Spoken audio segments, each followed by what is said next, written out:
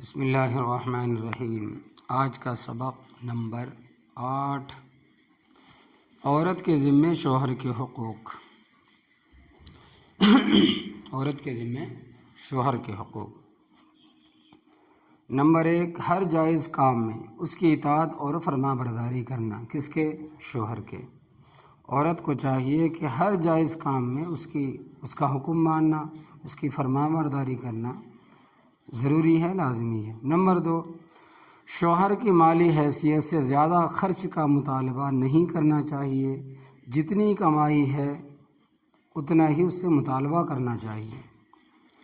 Number 3، شوہر کو جس کا گھر آنا ناپسند ہو اس کی اجازت کے بغیر نہ آنے دینا۔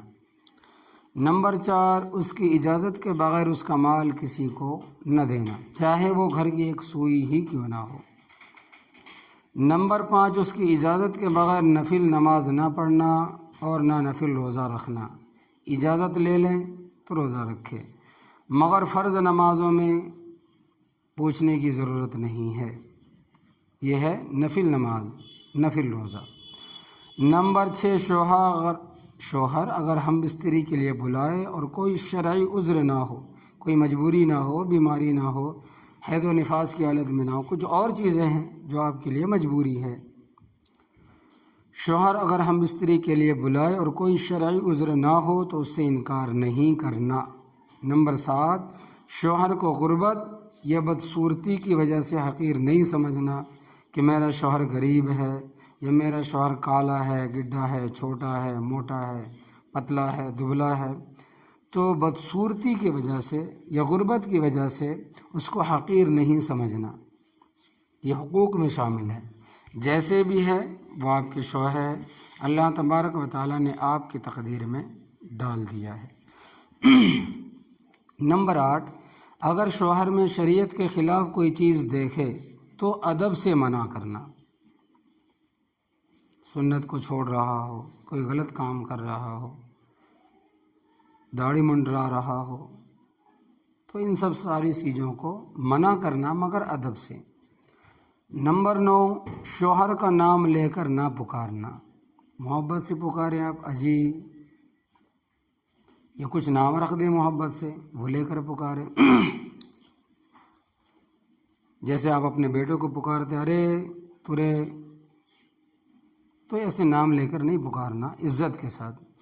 نمبر 10، کسی کے سامنے اس کے عیب بیان نہیں کرنا، اس کی برائیوں کو، خامیوں کو لوگوں کے سامنے نہ کہنا، اور نہ اس کے سامنے زبان درازی کرنا، اپنی زبان کو زیادہ لمبی کرنا، زیادہ اونچی آواز میں بات کرنا، یہ بھی درست نہیں ہے عورت کے لیے۔ نمبر 11، شوہر کے عزیز و اقارب سے لڑائی جھگڑا نہ کرنا، چاہے وہ باپ ہو، ماں ہو، بہن ہو، بھائی ہو، چچا ہو، تایا ہو، ان سے لڑائی جھگڑا نہ کرنا۔ نمبر 12، اگر کوئی شرعی عذر نہ ہو تو شوہر کے والدین کی خدمت کو سعادت سمجھنا۔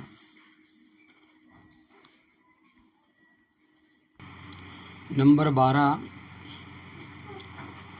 اگر کوئی شرعی عذر نہ ہو تو شوہر کے والدین کی خدمت کو سعادت سمجھنا۔ نمبر 13، شوہر کی اجازت کے بغیر گھر سے نہ نکلنا۔ نمبر 14، عورت اپنے رب کا حق ادا نہیں کر سکتی جب تک اپنے شوہر کا حق ادا نہ کرے۔ نمبر 15، جس عورت کی موت اس حال میں آئے کہ اس کا شوہر اس سے راضی ہو وہ عورت جنتی ہے۔ نمبر 16، شوہر کے لیے بناؤ سنگار کرنا۔ عورت کو شوہر کے لیے بناؤ سنگار کرنا اس کا حق ہے، عورت کو اس پر اجر ملتا ہے۔ نمبر 17، شوہر کے اوپر حضرت خدیجہ رضی اللہ تعالیٰ عنہ کی طرح اپنا مال خرچ کرنا سعادت سمجھے۔ نمبر 18، شوہر کو کوئی پریشانی پیش آ جائے تو اس کو تسلی دیں۔ نمبر 19، شوہر کی خدمت محبت اور خلوص سے کرنا اپنے لیے سعادت سمجھے۔ نمبر 20، شوہر کو حرام کمائی سے بچانے کی فکر کرے۔ نمبر 21، شوہر کے سامان اور گھر کو صاف ستھرا رکھنے کی کوشش کرے۔ نمبر 22، شوہر کے آرام کا خیال رکھے۔ نمبر 23، شوہر کوئی سوال کرے تو مقصد سمجھنے کی کوشش کرے اور سوچ کر جواب دے۔ نمبر 24 شوہر کی پکار پر فوراً جواب دے، صرف اس بنا پر دیر نہ کرے کہ وہ خود ہی کر لیں گے۔ نمبر 25 شوہر اگر مشورہ طلب کرے، مشورہ چاہے بیوی سے تو اخلاص سے مشورہ دے۔ نمبر 26 شوہر اگر غصہ ہو تو فوراً معافی مانگ کر اس کے مزاج کو ٹھنڈا کر دے۔ نمبر 27 شوہر کے سامنے زبان درازی نہ کرے۔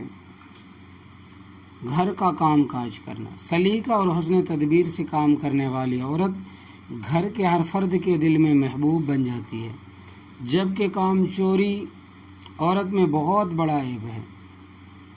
صحابیات دین کی خدمت اور محنت کے ساتھ ساتھ گھروں کے کام بھی انجام دیتی تھی۔ چنانچہ حضرت فاطمہ الزہرا رضی اللہ تعالیٰ عنہ جب حضرت علی رضی اللہ تعالیٰ عنہ سے نکاح ہوا تو حضرت فاطمہ رضی اللہ تعالیٰ عنہ گھر کے تمام کام اپنے ہاتھ سے انجام دیتی، آٹا پیسنا، تنور کے لیے لکڑی لانا، کھانا تیار کرنا، پانی بھر کر لانا، چکی پیسنا، چکی چلانا، گھر کی صفائی کرنا، پانی وغیرہ بھرنا وغیرہ۔ ایک دفعہ حضرت فاطمہ الزہرا رضی اللہ تعالیٰ عنہ نے نبی کریم صلی اللہ علیہ وسلم سے کام کی زیادتی کی شکایت کی کہ بہت زیادہ کام ہے، ایک خادمہ چاہیے۔ نبی کریم صلی اللہ علیہ وسلم نے ارشاد فرمایا کہ میری بیٹی، جب تک سب اہل مدینہ کو غلام اور باندی میسر نہ آ جائے اس وقت تک میں اپنی بیٹی کے لیے غلام اور باندی پسند نہیں کرتا۔ جب تم کام سے تھک جاؤ اور رات کو بستر پر لیٹنے لگو تو 33 مرتبہ سبحان اللہ، 33 مرتبہ الحمدللہ اور 34 مرتبہ اللہ اکبر پڑھ لیا کرو، یہ غلام اور باندی سے بہتر ہوگا۔ حضرت ابوبکر صدیق رضی اللہ تعالیٰ عنہ کی بیٹی حضرت اسماء رضی اللہ تعالیٰ عنہ کی شادی حضرت زبیر رضی اللہ تعالیٰ عنہ سے ہوئی۔ ان کے پاس کوئی جائیداد وغیرہ نہ تھی۔